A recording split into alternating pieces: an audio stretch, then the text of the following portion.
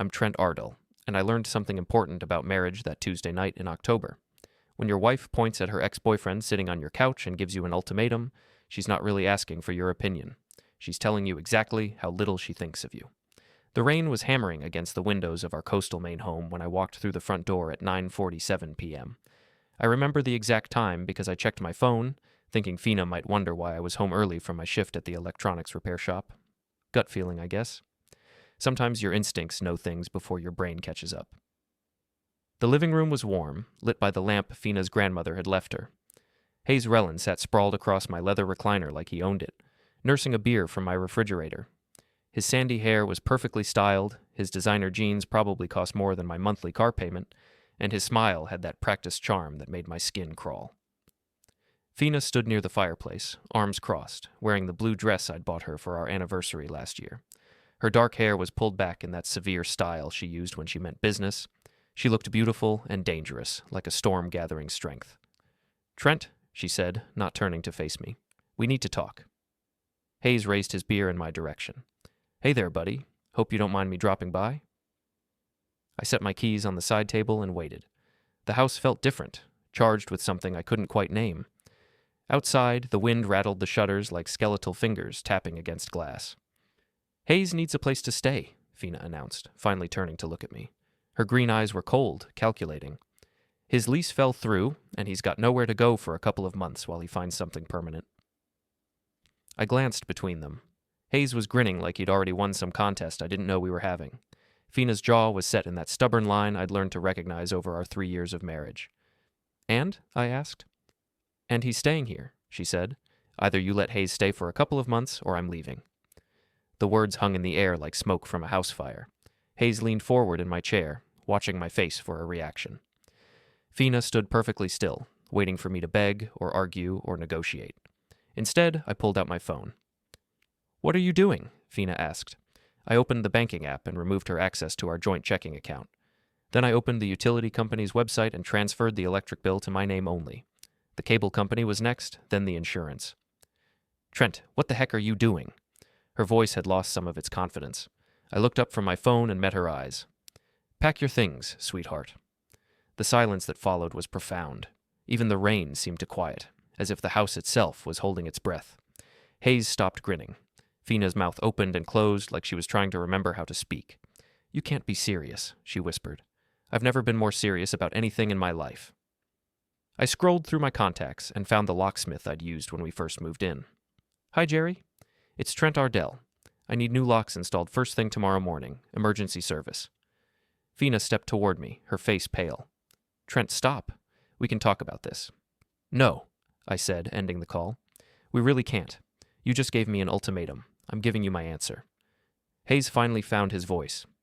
"Now hold on there, friend. Maybe we can work something out." I turned to look at him, this man who'd been sleeping with my wife for who knows how long, sitting in my chair, drinking my beer, in my house.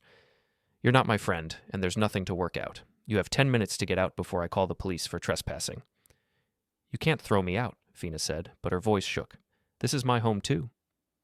I pulled out the lease agreement from the kitchen drawer, the one she'd signed without reading carefully last year when we renewed. "Actually, according to this document you signed, I can. You gave me full authority over the residence in case of marital disputes. Your signature is right there." Her face went white as she read the clause she'd dismissed as legal nonsense. I'd insisted on it after my brother's messy divorce, and she'd signed it to shut me up. 10 minutes, I repeated. Hayes stood up, suddenly looking less confident. "This is crazy, man. She's your wife." "She was my wife. Now she's someone who just chose her ex-boyfriend over her marriage." I sat down on the couch and opened my laptop. 9 minutes. Fina ran upstairs, her heels clicking against the hardwood like a frantic heartbeat. I could hear her throwing things into suitcases, cursing under her breath. Hayes hovered near the door, clearly wanting to leave but not wanting to abandon whatever plan they'd cooked up. "You're making a mistake," he said. The only mistake I made was trusting her. I pulled up our cloud storage account and began archiving her files to an external drive. 7 minutes. When Fina came back downstairs dragging 2 suitcases, her makeup was smeared and her hands were shaking. She looked at me like she was seeing a stranger. "This isn't over," she said. "Yes, it is." I stood up and opened the front door. The rain had turned to a fine mist that caught the porch light like tiny diamonds. "Goodbye, Fina."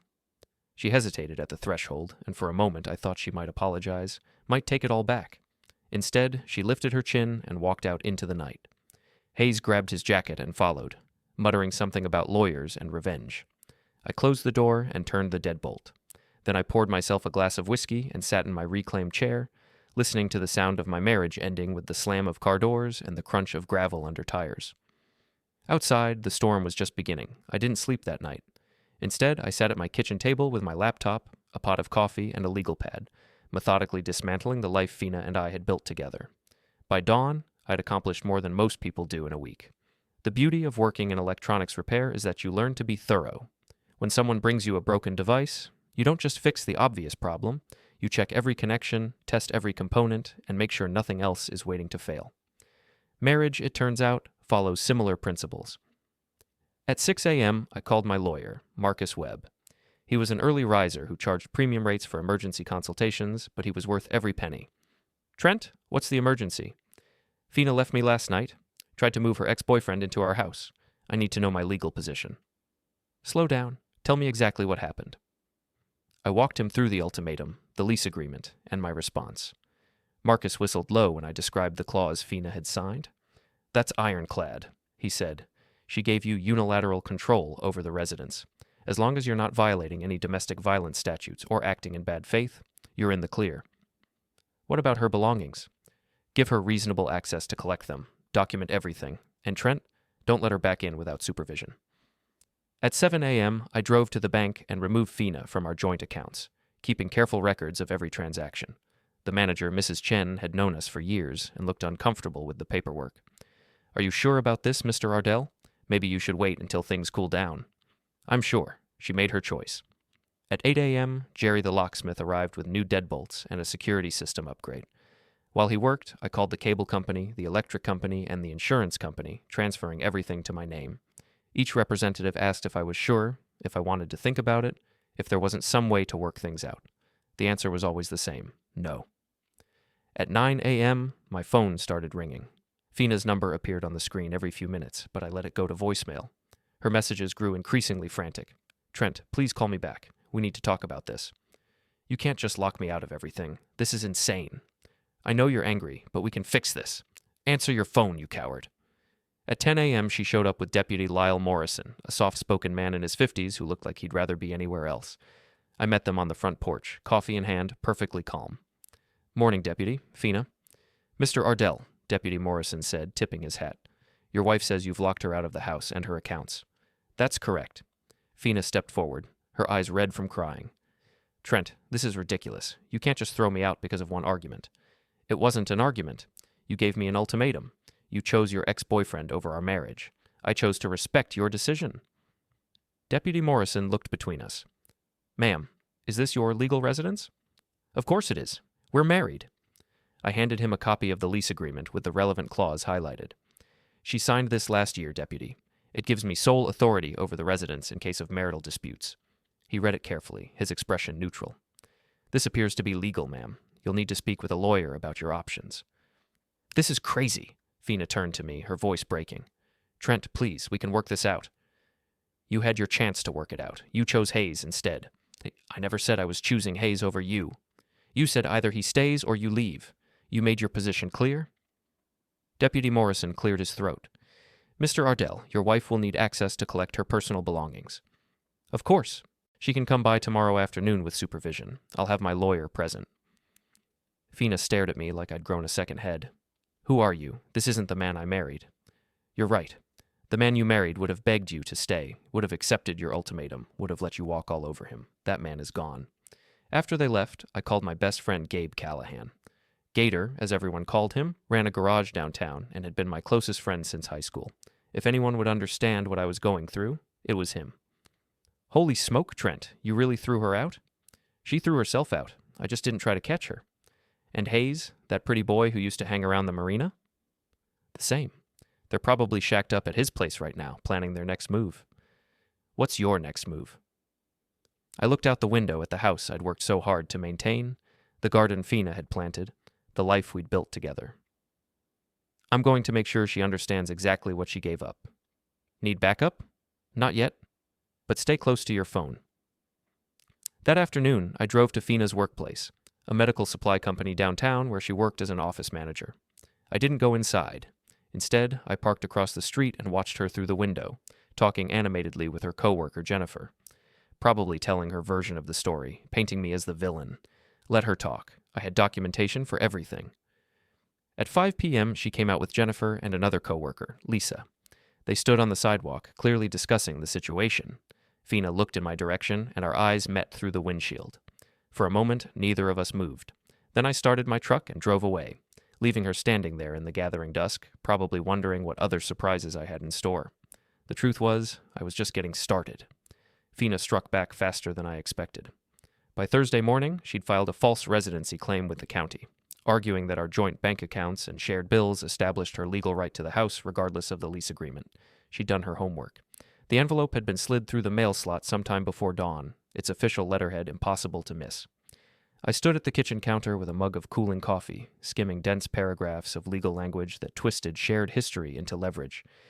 Every utility payment, every transferred dollar, every compromise I'd once thought of as mundane cooperation had been repurposed into evidence. It was meticulous, calculated, and infuriatingly clever. I was drinking coffee and reading the legal papers when Deputy Morrison knocked on my door again, this time with a different expression. Behind him stood Fina and Hayes, both looking smug. Morrison's posture was apologetic, shoulders slightly rounded, eyes avoiding mine as if he already knew how this would land. Fina stood close to Hayes, chin lifted, confidence radiating from her in a way I hadn't seen since before everything fell apart.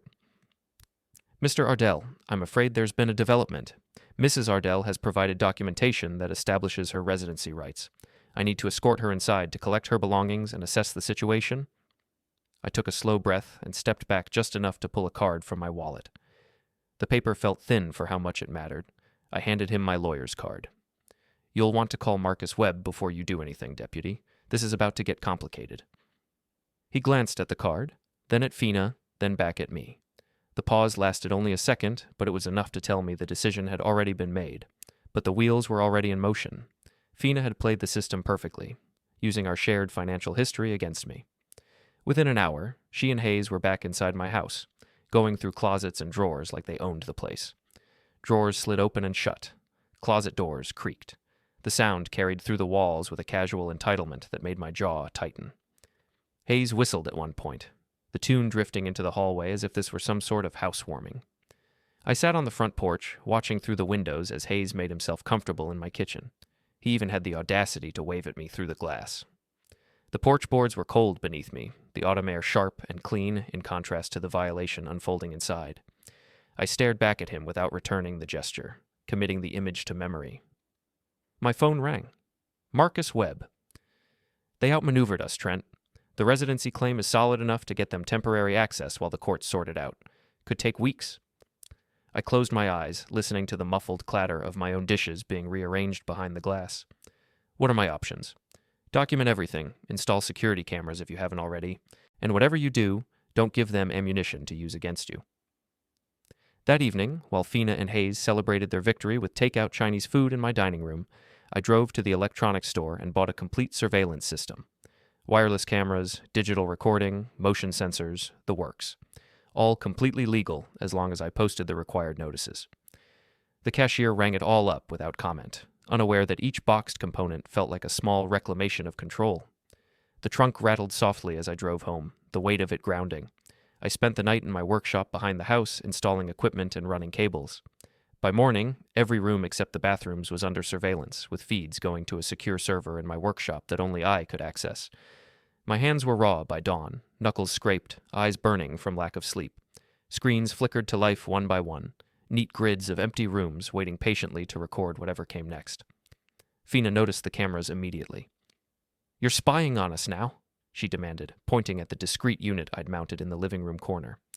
Her voice carried outrage layered over calculation, as if she were already testing how this might sound repeated later. "I'm protecting my property, all legally posted and disclosed."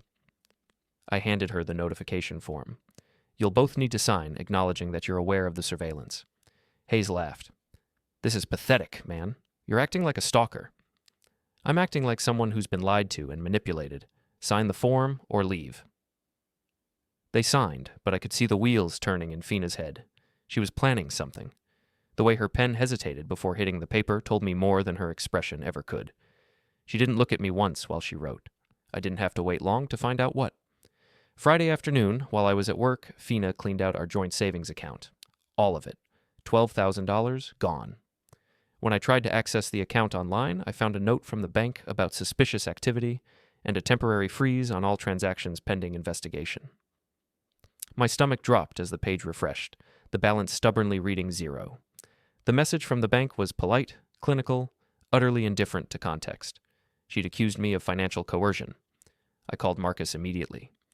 She's claiming you threatened her economically to force her out of the house. Says you cut off her access to funds as a form of domestic abuse. The bank has to investigate. That's ridiculous. I have documentation showing she left voluntarily. Do you have recordings of the ultimatum conversation? I smiled for the first time in days. Actually, yes, I do. That night, I reviewed the security footage from Tuesday evening. The camera in the living room had captured everything. Fina's ultimatum, Hayes lounging in my chair, my calm response, and their shocked reactions when I called their bluff. It was all there, time-stamped and crystal clear. But Fina wasn't finished. Saturday morning, I woke up to 17 missed calls from my mother, my brother, and my sister. Fina had sent them all a carefully crafted message painting me as an unstable husband who'd become violent and threatening. She'd included screenshots of text conversations taken out of context and photos of the security cameras, claiming I was stalking her. My mother called back while I was reading the messages. "Trent, honey, what's going on? Fina says you've been scaring her and that she's afraid to be alone with you." "Mom? It's not what she's making it sound like." "She showed us pictures of cameras everywhere. That doesn't look good, son." I spent an hour on the phone with my family, explaining the situation and sending them the security footage of Tuesday night. The truth was obvious once they saw it, but the damage was done. Fina had gotten the first word in, and first impressions are hard to shake. That afternoon, I made my countermove. I compiled everything: the lease agreement with Fina's signature, the security footage of her ultimatum and voluntary departure, the bank records showing she'd emptied our accounts, and the time-stamped messages proving she'd coordinated with Hayes before confronting me. Then I sent it all to her parents, her boss, and the bank investigator. The response was swift and devastating. Fina's mother called her within an hour. I couldn't hear the conversation from my workshop, but I could see Fina through the kitchen window, gesticulating wildly while she talked. Her face was red, her voice was raised, and she kept pointing in my direction. Her boss, Mrs. Delacroix, called shortly after. That conversation was shorter, but apparently more pointed. Fina hung up and immediately started throwing things into a suitcase. The bank investigator called me directly. "Mr. Ardell, we've reviewed the documentation you provided. The freeze on your accounts will be lifted by Monday morning. We apologize for the inconvenience." "What about the money she took?" "That's a civil matter now. Your lawyer can advise you on recovery options." By Sunday evening, Fina and Hayes were gone again. They'd taken everything they could carry and left the house in disarray, but they were gone. I walked through the empty rooms, surveying the damage. Drawers pulled out, closets ransacked, furniture moved around like they'd been searching for something. I checked the security footage and found exactly what I expected. Hayes going through my desk, Fina searching my workshop, both of them looking for something they could use against me. They hadn't found it because it didn't exist. I'd been careful, methodical, and completely legal in everything I'd done. But as I stood in my ransacked living room, I realized this was far from over.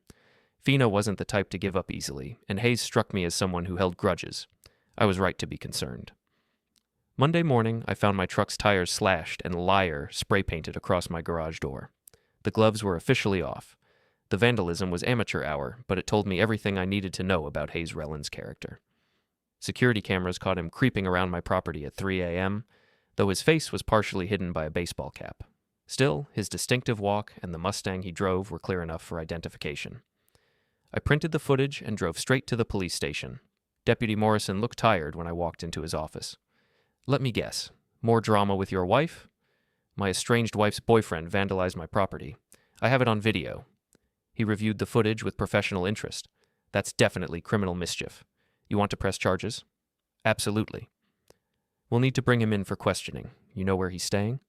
I gave him the address of Hayes' rental house on Elm Street, a rundown place that matched his character perfectly. He's probably there now, sleeping off his midnight adventure. 2 hours later, Hayes was in custody. His arraignment was set for Wednesday, and his bail was posted by Tuesday afternoon. Fina, apparently. But the arrest sent a clear message. I wasn't going to be intimidated. That evening, I decided to send a message of my own. Hayes' rental was a dump. Peeling paint, overgrown yard, broken shutters hanging at odd angles. The kind of place that attracted people with limited options and poor judgment. Perfect for him. I parked down the street and walked up to his front door carrying a toolbox and wearing a delivery company uniform I'd borrowed from my cousin who worked for FedEx. If anyone asked, I was delivering a package that required a signature. Hayes answered the door in his underwear and a stained t-shirt, looking like he'd been drinking. His left hand was bandaged where he'd apparently cut himself breaking into my garage. "Package for Hayes Rellin," I said, holding up a clipboard. "I didn't order anything." "Says here it's from a law office. Needs your signature." He reached for the clipboard and I slammed the door on his hand. Hard. His scream probably woke the neighbors, but I was already walking away. "If you're still bothering me by sunset, you'll wish you weren't. That's a promise, not a threat." I drove around the block and parked where I could watch his house. 20 minutes later, Hayes limped out to his Mustang, probably heading to the emergency room. Perfect timing. I'd prepared for this possibility. In my truck, I had a bag of rotten fish from the docks and a bottle of corn syrup. Hayes had left his car unlocked, probably because he was in pain and not thinking clearly. I poured the syrup into his gas tank and distributed the fish throughout his interior. Under the seats, in the air vents, tucked into the seat cushions. By the time I was finished, his car would be uninhabitable for weeks. For good measure, I removed his spark plugs and took them with me. Hayes would find his car in the morning, but he wouldn't be driving it anywhere. The next morning, I was drinking coffee on my front porch when my phone rang. Fina's number. "You're insane," she screamed before I could say hello. "Hayes is in the hospital because of you." "Hayes is in the hospital because he vandalized my property and got arrested for it. Actions have consequences." "You slammed a door on his hand." "I have no idea what you're talking about. I was home all evening. Check my security cameras." She was quiet for a moment, probably realizing that I'd been careful about timing and angles. The cameras at my house would show me arriving home and staying there, with no record of when I'd actually left or returned. "This isn't over, Trent." "You keep saying that, but every time you escalate, you lose something else. How's that working out for you?" She hung up, but I knew she was planning something bigger. Fina didn't like to lose, and she especially didn't like being outmaneuvered by someone she considered beneath her intellectually. Wednesday morning brought the next phase of her counterattack. I arrived at work to find my boss, Tom Richardson, waiting for me with a concerned expression and a manila folder. He was standing just inside my office doorway, not sitting behind his desk like usual, as if he hadn't wanted this conversation to feel routine. The folder was tucked under his arm instead of open, which somehow made it worse. The hum of the office, phones ringing, keyboards clacking, felt muted, like the air itself had thickened. "Trent, we need to talk. I got some disturbing information about your personal situation." He stepped inside and closed the door behind him, a deliberate, quiet click. When he handed me the folder, his fingers lingered for half a second longer than necessary, as if he were reluctant to let go of it. He handed me printouts of text messages, apparently from my phone to Fina's, containing threats and abusive language. According to the timestamps, I'd sent them over the past week during work hours. My stomach tightened as I read. The words were cruel, unhinged, nothing like anything I'd ever written. Each message escalated the last, painting a version of me that was volatile and dangerous. I could almost hear how convincing it would sound if read aloud by someone looking for confirmation. "I never sent these," I said, reading through the fabricated conversation. Tom studied my face carefully, not accusing, but assessing.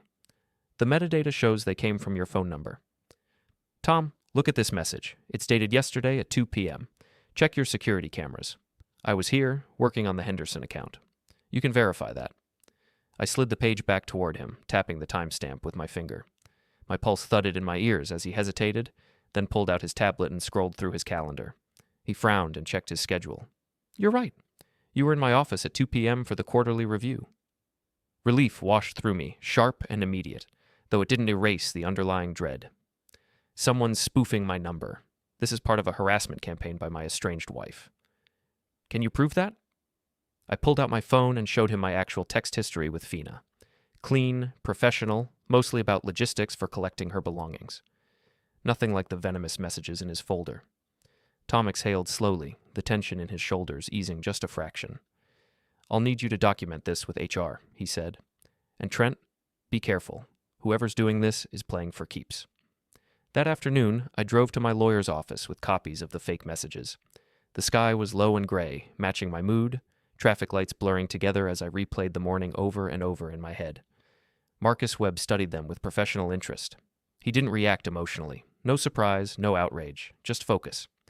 He laid the pages out neatly on his desk, lining up timestamps and numbers like puzzle pieces. Sophisticated work. Someone with technical skills created these? The question is who? Fina's not that tech-savvy, but Hayes might be. Or they hired someone. Either way, it's criminal. Harassment, identity theft, possibly extortion, depending on what they're planning to do with these. The words landed heavily. Criminal, identity theft. This had crossed far beyond personal betrayal. What's my next move? Marcus smiled. Not warmly, but with a lawyer's quiet satisfaction. We spring the trap they don't know they're walking into. That evening, I made a phone call to my cousin Derek, who worked in digital forensics for the state police. Family connections have their advantages. He answered on the second ring. Derek, I need a favor. Someone's been creating fake text messages using my phone number. Can you trace where they originated? There was a pause, then a low whistle. Probably. Send me everything you have. This kind of spoofing usually leaves digital fingerprints. By Thursday morning, Derek had an answer. The messages were created using a web-based spoofing service, paid for with a credit card registered to Hayes Rellin. Your boy's not as smart as he thinks he is. I leaned back in my chair and let out a breath I hadn't realized I was holding. I thanked Derek and immediately forwarded his report to Deputy Morrison, my lawyer, and Fina's employer. Then I sat back and waited for the consequences to unfold. They didn't take long. Friday afternoon, Hayes was arrested again, this time for criminal harassment and identity theft. The evidence was overwhelming, and his bail was set much higher. Fina couldn't cover it alone. The news spread quickly, the way these things always do. Mugshot photos circulated. Charges were listed. The narrative shifted, snapping into focus now that the truth had teeth. But the real damage was to her reputation. Her boss, Mrs. Delacroix, called her in for a meeting after receiving Derek's forensics report. I didn't know what was said, but Fina left the building carrying a cardboard box. She'd been fired. That evening, she showed up at my door alone, looking defeated. Her makeup was smeared, her clothes were wrinkled, and her usual confidence was nowhere to be seen. She stood with her arms wrapped around herself, like she was bracing against cold that had nothing to do with the weather. Trent, please, we need to talk. About what? Your boyfriend's in jail, you're unemployed, and you're facing civil liability for harassment. What's left to discuss? I made a mistake. You made several mistakes. The ultimatum was just the first one. I want to come home. I looked at this woman I'd loved for 3 years, who'd shared my bed and my dreams, who'd thrown it all away for a man who was now sitting in a cell. I felt nothing but contempt. This isn't your home anymore, Fina. You made that choice when you pointed at your ex-boyfriend and told me to accept him or lose you. You lost. Her lips trembled. I'll do anything to fix this. There's nothing to fix. It's over. I closed the door and turned the deadbolt, listening to her sob on the other side. For a moment, I almost felt sorry for her. Almost. But then I remembered the ultimatum, the manipulation, the lies, and the fake messages designed to destroy my reputation. She'd chosen this path. Now she could walk it alone. Outside, a car started and drove away. Fina was gone, but something told me this wasn't the end. People like her don't give up easily, and desperate people do desperate things. I was right to be cautious. The final act was still coming. The annual Harvest Festival arrived the last weekend of October, transforming our small Maine town into something from a postcard. Main Street was lined with vendor booths. The air smelled of apple cider and fried dough, and families wandered between the pumpkin displays and craft tables. It was the kind of wholesome community event that made you proud to live in a place where everyone knew everyone, which made it the perfect venue for Fina's last desperate gambit. I was manning the electronics repair booth, offering free diagnostics for anyone with smartphone or tablet issues, when I spotted her across the square. She'd cleaned herself up since our last encounter, wearing a blue dress that made her look vulnerable and sympathetic. Beside her stood Jennifer from her old office and 2 other women I didn't recognize. They were working the crowd methodically, stopping to talk with neighbors and acquaintances, showing them something on Jennifer's phone. Whatever they were sharing was getting strong reactions. Concerned looks, shocked gasps, sympathetic nods. Gator wandered over from the auto parts booth, carrying a funnel cake and wearing a concerned expression. Trent, you need to know what's happening. Fina's telling people you threatened her, that you've been stalking her since she left. She's got some kind of evidence. What kind of evidence? Photos, messages, recordings. Says you've been driving by her new place, leaving threatening voicemails, the whole 9 yards. I felt a familiar calm settle over me, the same feeling I'd had when she delivered her ultimatum. All fabricated, I assume. Probably, but it looks convincing. She's got half the town thinking you're some kind of dangerous stalker. I pulled out my phone and sent a quick text to Marcus Webb, then another to my cousin Derek. If Fina wanted to play this game in public, I'd accommodate her. Gator, I need you to do me a favor. Go find Deputy Morrison and ask him to meet me at the main stage in 30 minutes. Tell him it's about the Ardell harassment case. What are you planning? I'm going to give everyone the truth. All of it. 20 minutes later, I was standing behind the festival's main stage with a laptop bag and a portable projector I'd borrowed from the electronics store. The festival organizers had been reluctant to let me use the stage until I explained that I was addressing criminal harassment allegations. Public safety trumped festival scheduling. Deputy Morrison arrived looking skeptical. This better be good, Trent. I've got 3 noise complaints and a lost kid to deal with. It'll be worth your time. Trust me. I set up the projector while a small crowd gathered, drawn by curiosity and the promise of drama. Fina appeared at the edge of the crowd, her face pale when she realized what was happening. Ladies and gentlemen, I said into the microphone, my name is Trent Ardell. Some of you have heard stories about me today. I'd like to share the actual facts. The crowd grew larger as word spread. In a small town, public drama was better than cable television. I started with the security footage from the night Fina delivered her ultimatum. The projector screen showed her clearly pointing at Hayes, delivering her demand, and walking out voluntarily when I refused. The audio was crystal clear. This is the night my wife left me for her ex-boyfriend. As you can see, there were no threats, no violence, no coercion. She made her choice freely. Murmurs rippled through the crowd. I could see Fina pushing forward, trying to reach the stage. Next, I showed Derek's forensics report on the fake text messages, complete with the credit card information linking them to Hayes, then the bank records showing Fina had emptied our accounts while falsely accusing me of financial abuse. This is what real harassment looks like, I said. Fabricated evidence, false accusations, and criminal identity theft. Fina reached the front of the crowd. Trent, stop this. You're humiliating me. You humiliated yourself. I'm just providing context. I showed the security footage of Hayes vandalizing my property, then photos of his car after I'd filled it with rotten fish. That got some laughs from the crowd. Mr. Rellin is currently in jail for criminal harassment and identity theft. My wife lost her job for participating in his schemes. These are the consequences of their choices, not my actions. Jennifer tried to pull Fina away from the stage, but Fina shook her off. She was staring at the screen where her ultimatum played on repeat, watching herself destroy her marriage in high definition. The woman you've been talking to today has been lying to you, I continued. She's shown you fabricated evidence created by a man now sitting in a jail cell. She's painted herself as a victim of abuse while actually being the perpetrator of harassment and fraud. Deputy Morrison stepped forward. Mr. Ardell, do you have copies of this evidence for the court? Everything's been submitted to the district attorney's office. This is all public record now. The crowd was buzzing with conversation. Small towns love gossip, but they hate being lied to. Fina had lost them completely. She made one last desperate attempt to salvage the situation. He's obsessed with me, she shouted. He won't let me move on with my life. I turned off the projector and faced her directly. Fina, you gave me an ultimatum. You said either Hayes stays or you leave. I told you to pack your things. Everything that happened after that was your choice. You chose to lie, to steal, to harass, and to fabricate evidence. You chose to come here today and lie to our neighbors. I didn't make you do any of that. I want to come home, she said, her voice breaking. I made a mistake. You made dozens of mistakes, but the biggest one was thinking I'd be waiting for you after you chose another man over our marriage. The crowd was completely silent now, watching this private drama play out in public. Fina looked around at the faces surrounding her, seeing judgment and disappointment instead of the sympathy she'd expected. Pack your things, sweetheart, I said, echoing the words I'd spoken that night in October. Trip's canceled. She turned and ran, pushing through the crowd toward the parking lot.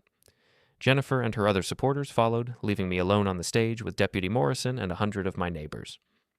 Well, the deputy said, that was educational.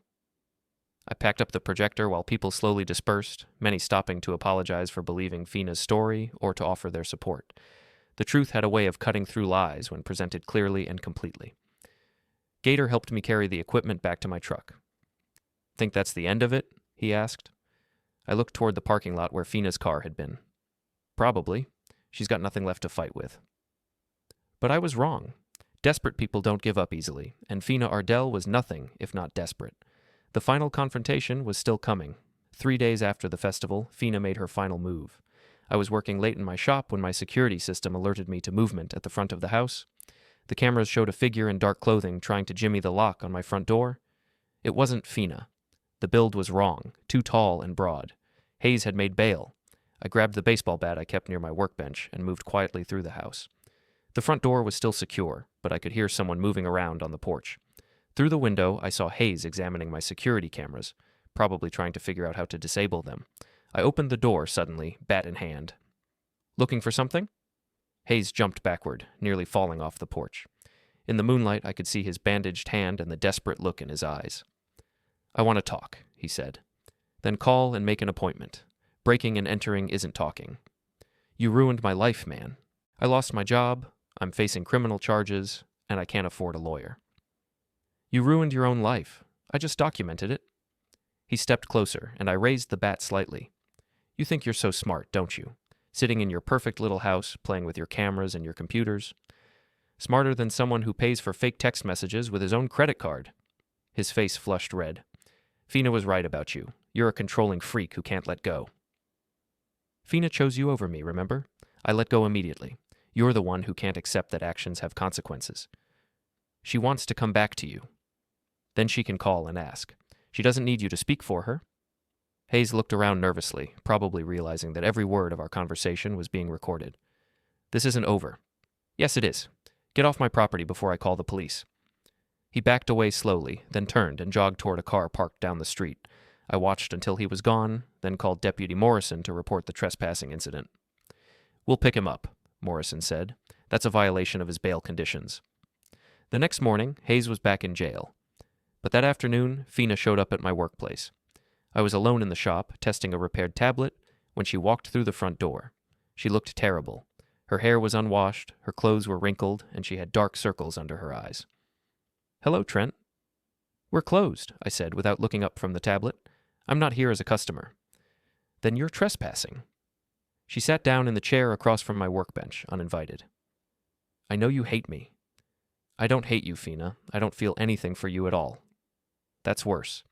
I set down the tablet and looked at her directly. "What do you want?" "I want to explain." "There's nothing to explain. You gave me an ultimatum, I called your bluff, and you've been trying to punish me for it ever since. End of story." Hayes said he could help me get the house back. He said he knew how to make you look bad so I could claim abandonment. And you believed him. I was desperate. I had nowhere to go, no money, no job. He said he loved me and wanted to take care of me. How's that working out? She laughed bitterly. He's in jail, and I'm living in a motel room, working at a gas station for minimum wage. So, not great. I'm sorry to hear that, but it's not my problem. I know. I just wanted you to understand that I never meant for things to get so crazy. You pointed at your ex-boyfriend in my living room and told me to accept him or lose you. Everything after that was exactly what you meant to happen. She was quiet for a long moment, staring at her hands. Do you think you'll ever forgive me? Forgiveness implies I still care enough to be angry. I don't. What if I could undo it all? What if I could go back to that night and make a different choice? But you can't. And even if you could, it wouldn't matter. You showed me who you really are when you thought you had leverage over me. I can never unsee that. She stood up slowly, looking around the shop at the organized tools and repaired devices. You always were good at fixing things. Everything except us? No, she said quietly. We were never broken. I just threw us away. After she left, I sat in the silence of my shop, surrounded by the tools of my trade. Broken things came to me every day, and most of them could be repaired with patience and skill. But some damage was permanent. Some circuits couldn't be restored. Some devices were beyond salvation. Marriage, it turned out, followed the same rules. That evening, I drove to Murphy's Pub, where Gator was waiting with a beer and a sympathetic ear. Heard Fina came by the shop today. News travels fast. Small town. How'd it go? She apologized, sort of. You buy it? I thought about her sitting in my shop, looking defeated and desperate. I think she's sorry about the consequences. I don't think she's sorry about the choices. What's the difference? She's sorry she got caught, lost her job, and ended up in a motel room. She's sorry Hayes turned out to be a loser who made things worse instead of better.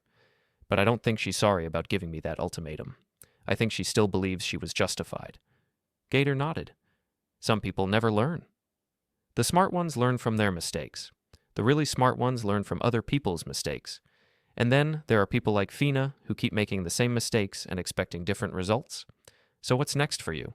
I looked around the pub at the familiar faces, the warm lighting, the sense of community that came from living in a place where people knew your story. I'm going to keep fixing things that can be fixed and letting go of things that can't. Including her? Especially her. We drank in comfortable silence, watching the evening news on the bar's television. The weather forecast called for clear skies and cool temperatures, perfect autumn weather for new beginnings. Outside, the sun was setting over the harbor, painting the sky in shades of orange and gold. Somewhere in town, Fina was probably sitting in her motel room, wondering how her life had gone so wrong so quickly. Hayes was in a jail cell, facing charges that would follow him for years. And I was exactly where I wanted to be, surrounded by friends, in control of my own destiny, free from ultimatums and manipulation and the exhausting drama of people who couldn't accept responsibility for their own choices. Sometimes the underdog wins by refusing to play games he can't win. Sometimes the smartest move is to walk away from people who see relationships as power struggles instead of partnerships. I'd learned that lesson the hard way, but I'd learned it completely. The marriage was over, the revenge was complete, and the future was mine to write. Pack your things, sweetheart. Trips canceled. And this time, I was the one walking away.